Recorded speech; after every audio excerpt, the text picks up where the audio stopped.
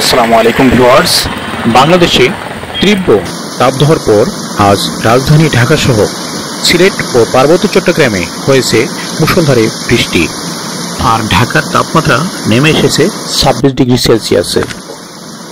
তাছাড়া ঢাকা সহ রাজশাহী ও রংপুর বিভাগের তাপমাত্রা অনেকটাই কম এবং আকাশ মেঘাচ্ছন্ন রয়েছে।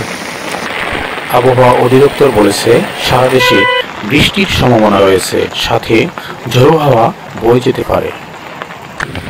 আজ রাত 11টায় রাজধানী ঢাকায় প্রায় 1 ঘন্টার মতো বজ্রসহ প্রচুর বৃষ্টি হয়েছে এবং চট্টগ্রাম খাগড়াছড়িতে আজ সন্ধ্যায় প্রায় 2 ঘন্টার মতো মুষলধারে বৃষ্টি হয়েছে। তাছাড়া সিলেটে প্রতি একদিন পর পর কয়েকদিন যাবৎ বৃষ্টি হচ্ছে।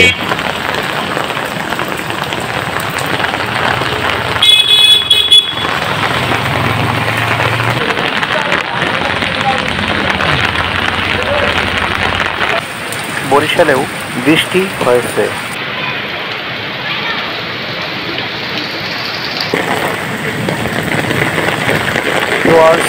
বর্তমানে সারা দেশে কোন কোন জায়গায় বৃষ্টি হচ্ছে কমেন্টসে সবাইকে জানিয়ে দিন এবং ভিডিওটি শেয়ার করুন।